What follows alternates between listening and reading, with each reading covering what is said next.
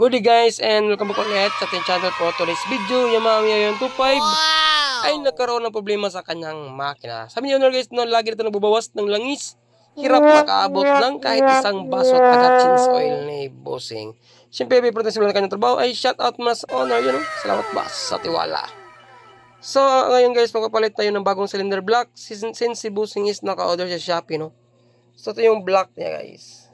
Ito po ay replacement at the same time, ito po ay steel bore. Hindi po ito chrome bore guys, no? Tulad ng original. So, ang sukat na bili ni Bossing na cylinder block is 59mm po. So, itong replacement guys, kadalasan is set na, no? Ang inclusion ng kanyang cylinder block kit ay ang kanyang piston, isang pin, at dalawang lock, at isang set ng piston ring. Kasama na rin ang kanyang buong cylinder block. So yun, medyo hirap tayo mabunot ang kanyang piston guys, no? Kaya i-pull out na natin ang kanyang buong cylinder block. At dito na natin sa labas, bunutin ang kanyang piston. So yun, no? So medyo may kalakihan na rin ang kanyang piston guys, no? Kasi nga 59mm ang kanyang nabili. IN din ang kanyang indication kung saan nakaposisyon ang ating piston. So ngayon, check natin ang kanyang liner. Kung na-observeran nyo, medyo nipis ang kanyang liner guys, no? Dala na rin is 59mm ang kanyang sukat sa kanyang piston. Uli, ito po ay steel bore, hindi po ito chrome bore tulad ng sa original. Hanapin nga natin yung size ng kanyang piston. Kung totoo ba ang ating sinabi na ito ay 59mm na daw, sabi ni owner. Nasa mga 1K plus lang dito guys, no? Sa mga online, no? So ito nga, nahanap na natin. Yan, klaro-klaro, Miayon 25 M3, 59mm ang size ng kanyang bore kit. So, simulan natin yung trabaho, tanggalin ang kanyang upuan at saka yung Q-box cover ka, magikin natin. So ito nga, natanggal natin guys, ang dapat natanggalin. Next is tanggalin natin ang kanyang throttle body para unti-unti natin mabaklas ang kanyang makina. Unahin natin tanggalin ang cover ng kanyang cylinder head guys. So meron siyang dalawang 6mm na bolt sa takip ng kanyang cylinder head. Ang motor ni Bossing ay almost mga 5 years na ang edad, no? At never pa ito napalitan ng cylinder block, sabi niya. So, every time nagpapalit siya ng oil, kahit kalahati ng baso, hirap makaabot ang oil na natira sa kanyang makina. Ngayon, nakapaglaan ng oras si Bossing para papalitan ng bagong cylinder block ang kanyang makina. At nakapag-desisyon siya na bumili sa online, no? Try lang niya kung okay ba ang quality ng online. Since maganda daw ang review ng cylinder block na nabili ni Bossing. Pero suggest ko sa niya, much better na original ang mabili, no? Since araw-araw nang ginagamit ang kanyang makina, at the same time, maganda ang quality ng mga original. Kadalasan sa mga klase guys is walang kasiguruhan, no, kung kailan ito bibigay o kailan magkaroon ng issue sa kanyang makina. So next, tanggalin natin ang kanyang camshaft sprocket kapag ikaw ay nag-DIY o first time pa nagtanggal ng sprocket sa inyong cylinder head, dapat i-check nyo ang timing mark, no? Ito po ang timing mark ng ating M3 guys. Meron siyang palatandaan sa likod ng sprocket, meron siyang parang guhit dyan na makita nyo, at meron din siyang butas sa harapan. So dapat ang dalawang yan is nagko-coincide. So kapag nag-coincide ang dalawang yan, ibig sabihin nakatap na ang ating piston at nasa tamang timing mark ang ating magneto. So i-check natin. Ito rin sa magneto is magko-coincide yung timing mark at yung guhit niya.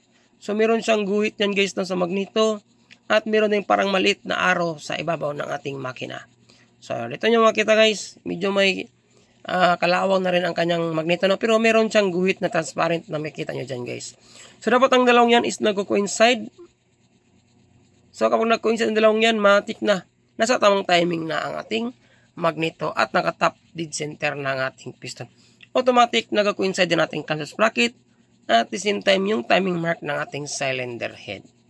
Once kasi sumubra or kulang, mapektuhan ang andar nating motor, maaaring hirap makaandar at maaaring palyado din minsan. Dapat nasa timing camshaft sprocket at the same time ang ating magneto. So pag nakuha na ninyo ang timing ng inyong motor at yung camshaft sprocket, pwede nyo nung tanggalin ang kanyang bolt ng kanyang camshaft sprocket guys. So ulit-ulitin lang natin, no? Para hindi kayo mawala. So next, luwagan natin ang kanyang bolt ng kanyang camshaft sprocket gamit ang ating 10mm na L-wrench. Ay syempre kung ikaw bago sa channel, huwag kalimutan mag-like at subscribe. Sa tingin mong video ito ay malaking tulong sa pagsayos ng inyong motorsiklo. Maraming salamat. At siyempre kung ikaw nakapanood sa ating Facebook page, paki-like at paki-follow na rin. Maraming salamat. So ngayon luwagan na natin ang kanyang bolt guys. Yun, naluwagan na natin. So pwede natin luwagan, saka natin tanggalin yan guys. Ang next natin gawin is i-adjust muna natin paangat ang kanyang tensioner toser kasi nakatulak pa yan. Mahirapan tayong matanggal ang kanyang casus bracket. So ang paikot na guys is clockwise, no, para maingat natin ang kanyang toser.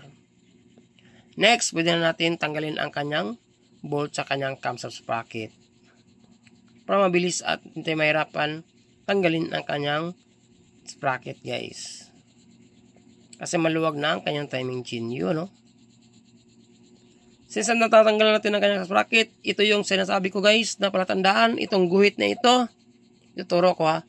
So yung guhit na yan at yung butas na yan, dapat nag-coincide yan sa ating makina. So yung tinuro ko man guys, yan po ang guhit na yan. Makita nyo kapag nasa actual na posisyon, actual na pagtanggal nyo sa kanyang sprocket at saka yung posisyon na guhit na yan sa ating makina.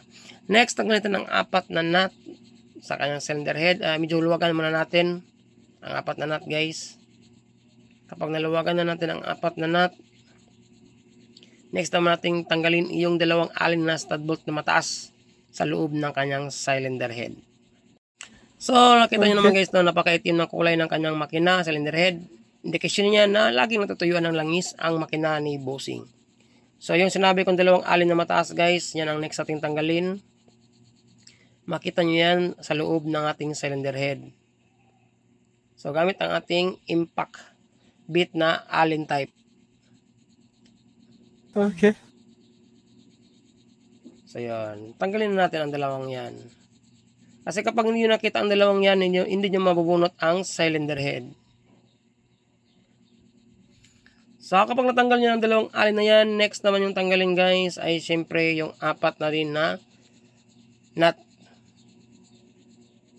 Yung plate niya sa ibabaw ng kanyang cylinder head guys is meron siyang palatandaan na meron niyang arrow na sign. Medyo may kaitiman lang kanyang plate pero mayroong arrow na sign yan. So mas better is i-check nyo kung saan ang arrow nakaposisyon para hindi mabaliktad yung plate kapag ibabalik nyo niya ang pagsimbolo sa kanyang cylinder head. So tanggalin natin ang 4 na nut. Kapag natanggalan natin ang 4 na nut, next natin tanggalin o bunutin ang kanyang plate na nagsilbing washer sa kanyang cylinder head. So yun, may arrow yan guys ha. So kapag natanggal natin lahat ang tanggalin, next pwede natin sikutin ang kanyang cylinder head. Sa part nito guys, medyo dumikit yung cylinder block niya, no, kasi meron na itong history na na-overhaul ang kanyang makina. Ito ay napalitan na ng connecting rod at saka side bearing daw. So maaari yung gasket na kinabit ng last na gumawa nito ay nasobrahan sa paglagay ng liquid gasket. Kaya yung block at saka head guys ay sobrang dumikit. Kaya utuntuin natin pagsikwat para may walay natin silang 2. So yun, dikit na dikit. So sibusing muna natin pahila guys, no, kasi naghawak tayo ng camera. Kita niyan bumuka ng kanyang block at sumabay na rin ang kanyang cylinder head. So sabi ko nga is unti-unti na nating sikutin ang block at saka para may walay natin silang 2. Huwag natin silang isama guys para makita natin ang sitwasyon ng kanyang combustion chamber. Okay. So yun, konti na lang at may walay natin ang 2 yan. Pinahirapan pa tayo ng kaunti. Si bossing nahirapan medyo bunutin ang head guys. Yun, natanggal na rin natin sa wakas. I-check natin ang kanyang combustion. So yun, napakakapal na ng carbon deposit. Medyo okay naman ang kanyang sunog guys, no. Yan, napakalin ng kanyang sunog. Pero makapal na rin ang carbon deposit. Dala na rin is marami ng oil na nababawas sa kanyang makina. That doon na natatapon sa kanyang combustion chamber. So next, tanggalin natin ang kanyang block.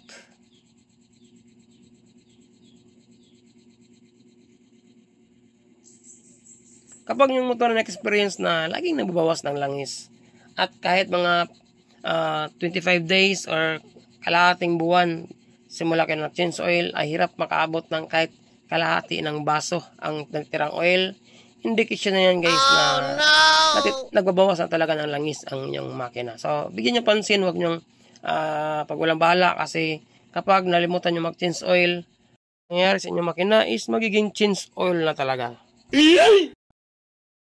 Okay na. So, yun, tanggalin natin ang kanyang block. Dito na natin malalaman at makita ang sitwasyon ng kanyang piston at saka cylinder wall. So yan, medyo kumapit pa siya guys kasi yung chain guide nalimutan natin tanggalin. So natanggal na. At i-check na natin ang kanyang liner. So yan, maganda ang kanyang liner guys. Wala kayong nakikitang kahit overheat. Kahit naka-experience na ilang beses na nagbabawas na langis at muntik nang matuyuan ang kanyang makina. Amazing! Napakaganda ng kanyang liner. Pero sa itsura yan guys, medyo maluwag na yan.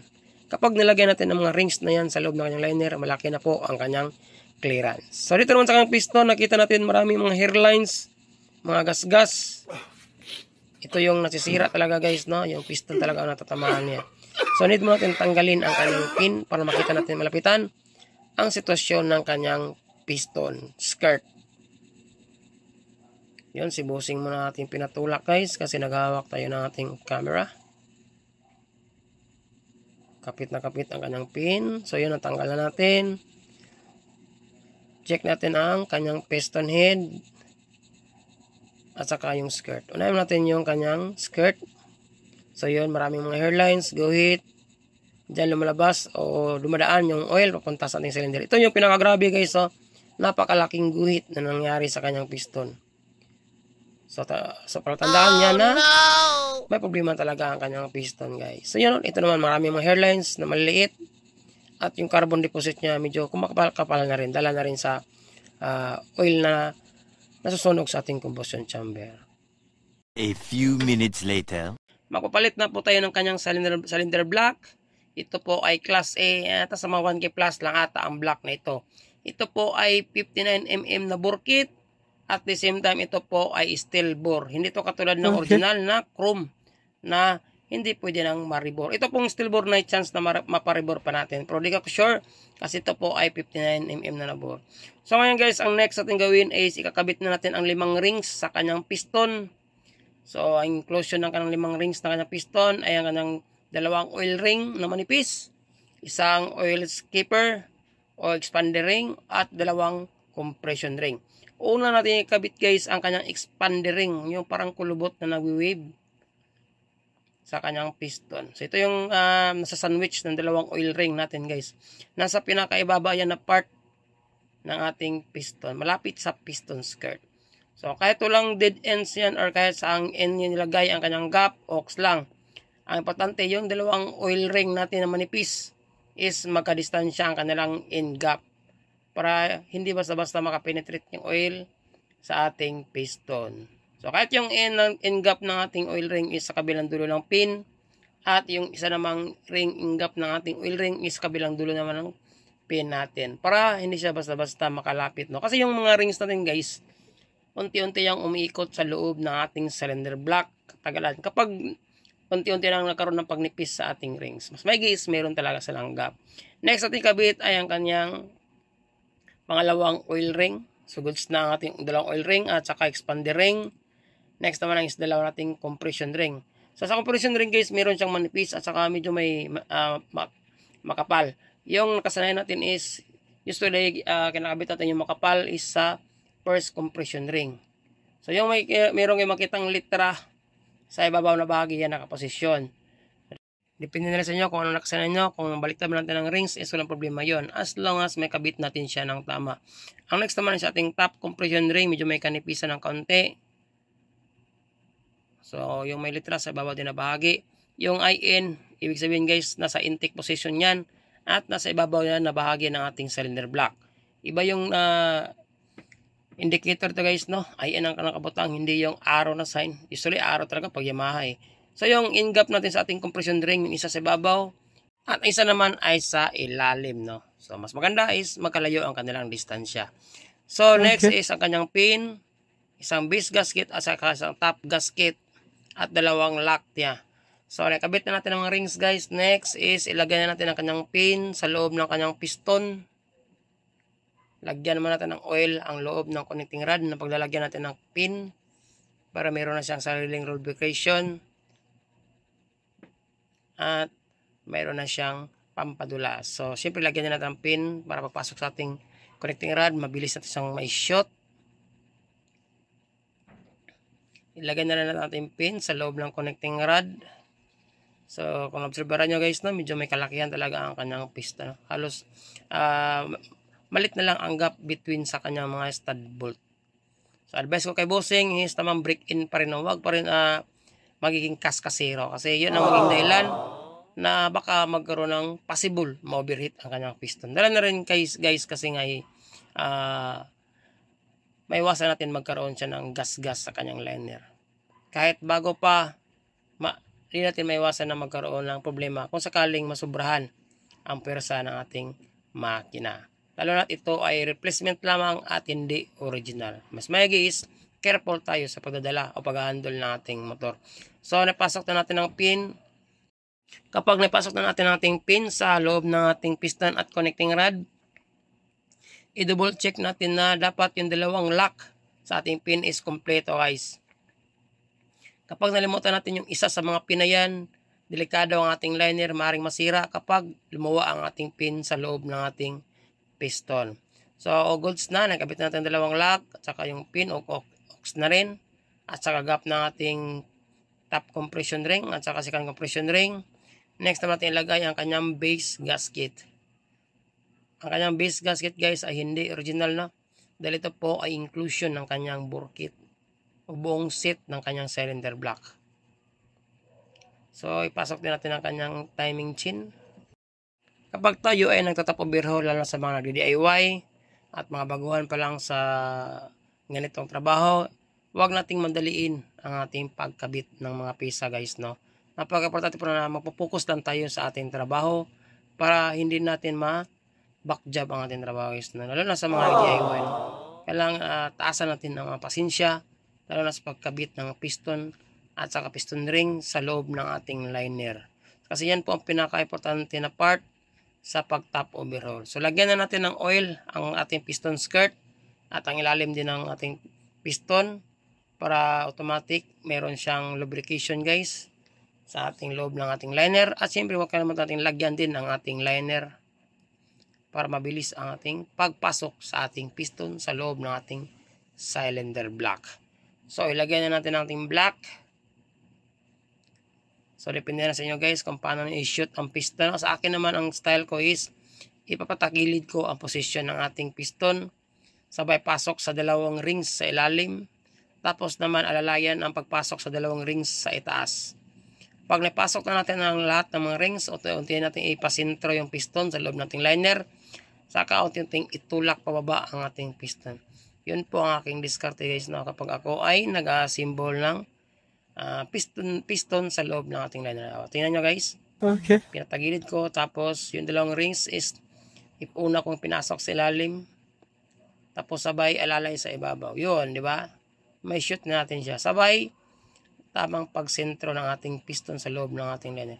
Sa part na ito guys, dapat habaan natin ang pasensya. Kasi ito yung pinaka-importante na part. Ulitin ko lang, ito yung pinaka-importante na part.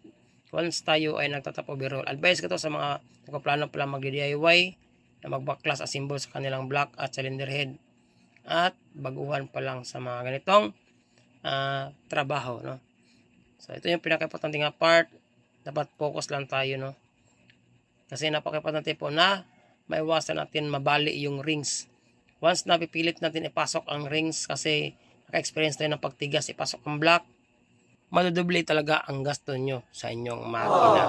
Kung naka-experience kayo ng matigas ipasok ang rings sa ating block guys, tanggalin nyo uli ang block, tapos isa-isahin yung pagpasok ng ating piston. Sa labas nyo try ipasok kung goods at smooth ipasok sa labas. Ulitin nyo uli ang pag-assemble. Baka meron lang sumabit na konti. Yun ang mga advice ko guys, no? So yun, napasok na natin ang ating piston at dandahan na natin ibaba ito sa kanyang makina. Next, ilagay na natin ang kanyang timing chain para hindi natin makalimutan yan guys, no? Tapos, alalay ang paglagay ng block pababa. Tapos, ang ating piston at saka block guys is naka-top dead center na ha. Para mabilis natin ma-access yung tamang timing ng ating magneto. So, yun, naka-top na siya. Punasan natin ng kaunti yung mga sobrang oil na galing sa kanyang liner at saka piston. At ox na rin ang ating timing chain na palabas na rin natin sa kanyang block. Okay na ang paglagay ng block at siyempre naka-top dead center na siya. Next ating ilagay guys ang kanyang chain guide sa ibaba na bahagi ng kanyang timing chain. So may guide po yan ha sa ang kanyang paglalagay natin ng chain guide. So yun, goods na siya. Next naman is ang kanyang cylinder head gasket. So depende na rin sa inyo kung lagyan nyo ng liquid gasket o hindi. Since bago naman ang ating cylinder head gasket, ox na yon. Pero much better lagyan ng kaunti ng liquid gasket guys to make sure na hindi paputok ang ating cylinder head gasket. Lalo na ang ating block ay naka 59mm na po. So yun po ang mga advice ko guys ha. Pero kung stock naman siya, yung maliit pa lang ang size ng ating piston, kahit huwag na natin lagyan ng liquid gasket guys. As long as bago ang ating cylinder head. Okay. So ilagay na natin ang ating cylinder head. At nalinis ko na rin ang kanyang combustion chamber. Nung una napakapal po ng carbon deposit, no? Wow! So, siyempre, takpan natin yung butas ng kanyang intake manifold, guys. Delikado, baka mapasukan ng mga dumi, mga likabok. Baka malose compression pa ang ating motor. So, kapag nakabit na natin ang ating head, next ating lagay ang kanyang plate. Alam nyo na kung saan nakaposisyon yung arrow na yan, sa right side na bahagi sa ibaba. Apat na tapos dalawang stud bolt na mataas na alin. Yun. So, siyempre guys, naulitin ko lang, no, kung anong tinanggal nyo, nung una nyo tinanggal, yun din ang pinakalas nyo ibalik sa ating makina. So, lalong kapag tayo ay nagtatap overhaul, no, dapat doon talaga dapat na nating ilagay sa ating isipan guys. Para na tayo malito at saka mabilis ang ating pagbaklas at pagbalik sa ating mga pisa na tinatanggal sa ating makina. Kapag tayo ay nagpaplano mag-DIY guys, no? Kasi lahat ng mga videos na upload ko is step by step talaga yan kapag tayo ay nag-dismantle. Para man lang is dagdag ideyan lang kung anong mga tinanggal natin at kinakadabit at sa kung paano siya itiniming. Ay siyempre wala natin kalimutan shout out ang lahat ng pa-shout out dyan sa mga solid supporters natin yan.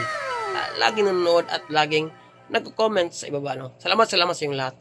Siyempre ang ginamit nating filler gauge na numero ay 0.06. Yan po ang original na design sa ating manual, no? Yun. Sa exhaust naman ay 0.23. Pero usually guys, yung intake at saka exhaust is magkapareha lang po ang ginamit kong filler gauge, no? Sa pag-timing ng ating valve clearance. Yun. Ulit lang guys, no? Nagpasalamat din ako sa lahat ng mga silent viewers natin na walang sawang sumuporta at tahimik lang nanonood sa ating mga videos na in-upload. Maraming salamat po sa inyong lahat sa walang sawang pagsuporta guys. Ulitin ko lang guys, no? Po'y lubos na pasalamat sa inyong lahat. Loads, idol, pops, boss, amo. Halimbawa, kung walang filler gauge, pwede ba failing gauge? Yes, guys. Importante, lagyan nyo ng nakaunting valve clearance para hindi magkaroon ng pagtukod sa ating valvula. So, next step is, ikabit na natin kanyang camshaft, guys. No? Sa kanyang camshaft na guys, ulitin ko lang bago natin nag-top up biro lang nakaraan ng Yamaha Ento 5. So, meron tayong timing, guys. No? Ito yung pinaka-secretong malupit na mabilis natin siyang makuha yung timing. May guhit yan sa ibabaw ng ating cylinder head at saka may butas din yan sa ating camshaft sprocket na kung saan nakalagay ang guhit nun guys, no? Dapat yung guhit na yan sa dalawang guhit is magka-coincide. Tapos dito naman sa timing is meron siyang arrow guys yan. Ituturo ko may arrow siya dyan. Tapos may mataas siya na guhit dyan. Medyo kinalawang lang yung flywheel pero makikita nyo dapat naka-coincide yan. At siyempre yung timing natin is naka-coincide. Ang purpose ito guys is para hindi tayo mahirapan paandar at mabilis siyang paandarin kapag matapos natin siyang itap overhaul. So, since natapos na natin guys, no, lahat natin na-install at naibalik na rin natin. Next is ibalik na natin ang kanyang throttle body. Siyempre, as usual, yung dalawang bolt, yung last tinanggal natin. Balik natin.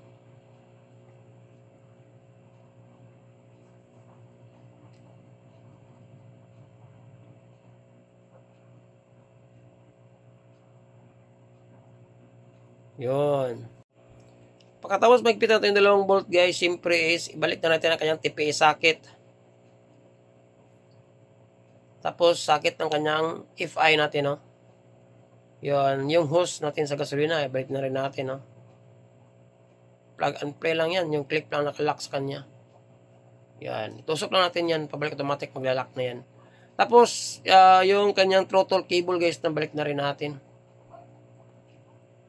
Yung tinanggal natin na bolt sa gitna ng kanyang throttle body.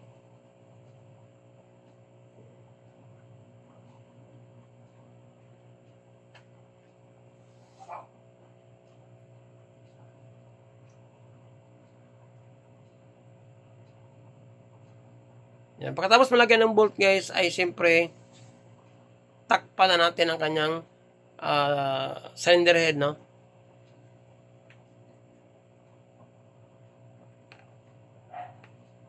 Yan. Takpan na natin, guys. Yun. Di ba? Ganun lang. Kung nakita nyo itong video ito, guys, is kayang-kaya na mag-DIY, no? Kasi halos lahat talaga detalyado ang ating pagbaklase sa pag-assemble, guys, no? Amazing! At siyempre, kung may katanong kayo kahit hindi related sa ginawa natin video or related sa ginawa natin video, guys, huwag kayong mahiyang mag-comment sa baba, no? Takpan na natin ang kanyang head, ang dalawang bolt, at pwede natin ibalik ang kanyang battery para mapaandar natin. Pakabit muna natin kay bossing ang kanyang battery, guys. So, ito na lang ko lang na para marinig na natin ang tunog ng kanyang makina pagkatapos natin mapalitan ng 59mm na bore kit. So, ang motor ay nag-experience na ng bubawas ng langis sa loob ng 5 taon. Ito yung problema, guys, ha. Yung gas-gas ng kanyang mga piston o mga hairlines, dyan dumadaan ang mga oil na galing sa ating makina. So, nasusunog sa combustion at naunti-unting na-convert sa kaunting usok. At, siyempre, resulta, mababawasan talaga ang ating langis. Pati na rin ang ating bore, since itong bore natin ay chrome, di na natin siya pwede pang ipa-rebore. Kasi po, ang mga stock na block ng M3 ay disposable. So, paanda rin natin ang kanyang motor at iwan natin kay susi. Kaya, let's go! Ay, tagagasolina daw. Ha? Ay, tagagasolina. Sige. Ito ka daw. Dinilibando daw. Pag-uanda, pag-motor.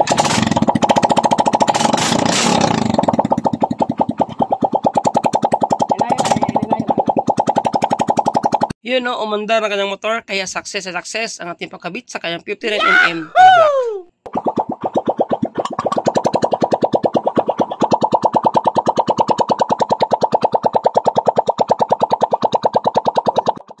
Hindi mo kompleto ang ating pag-top overhaul kung hindi natin ma-check yung oil passage papunta ka sa kanyang cylinder head.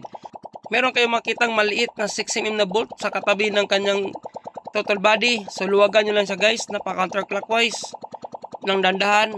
At doon nyo na makita na mayroong tumatagas na oil. Kapag walang oil na tumatagas, may problema sa pag-assemble na yung block, na barahan, or possible, may problema ang pump. Pero kung may oil na lumalabas sa kanyang bolt na tinanggal natin o niluwagan natin, guys, tulad yan, no, mayroong bumalwak na oil, ibig sabihin goods ang ating pag-assemble, hindi siya nabarahan at nag-work out ang ating oil pumps. So, yun lang, guys, no, yun ang pinaka-importante kapag tayo ay nagtotop overhaul, i-check natin kung may oil bang papasok sa kanyang cylinder head. So, kung wala, problema talaga yun. So, ngayon, guys, natanggal yung bolt na sobrahan ko ng pagluwag. So, nandito siya ibalik. Kahit sa Inmax, Aerox, katabi din sa total body yung valve check natin sa ating oil papasok sa ating cylinder head. Sana sa video ko ito, guys, ay makapulot kayo ng aral na napaka-importante po na mag-PMS tayo sa ating makina. Every 1,000 to 1,500 km ay magkapalit na tayo ng oil kung ayaw nyo mag-change oil sa inyong makina. Maraming salamat at siyempre see you sa ating next video. Ride safe. God bless. Muli ay shout out natin si Honor. Salamat, boss, sa tiwala. Yun. At sa ating napakasipag na mekaniko. Ayos.